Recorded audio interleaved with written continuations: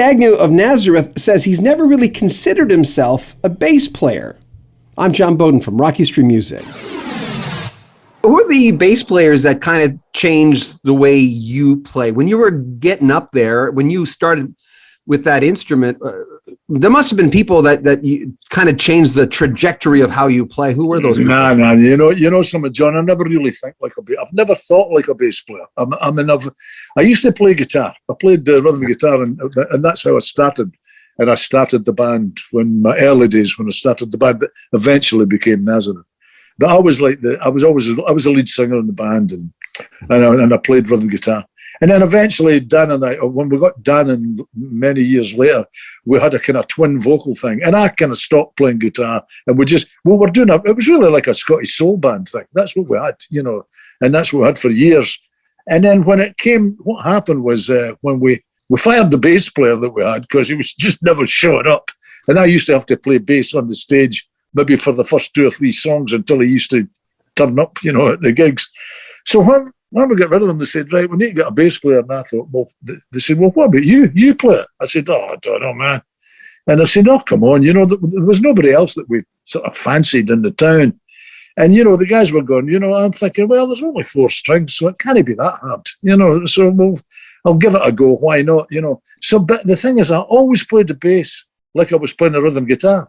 I've always played with a pick for a start. I mean, now and again, a little slow song I'll play with my fingers, but generally, I've always been a pick player.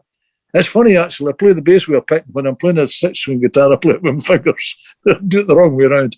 But anyway, I kind of play with a pick, and I play rhythmically, like playing rhythm guitar almost. So when I play bass lines, it's more like a guitar player would play it rather than a bass player would play it, And you'll hear that, and you hear that in Strange Days, for instance. There's kicks come in there because it's upstrokes on the pick that really shouldn't be there, but that's the way I play. So I've never really had bass players that I've said, oh, I must listen to this guy, or I must. I mean, I hear guys obviously, and I mean there's guys that have been pals of mine that I've played with that I admire, as bass players. But I've never wanted to be like anybody in particular, No, really, no.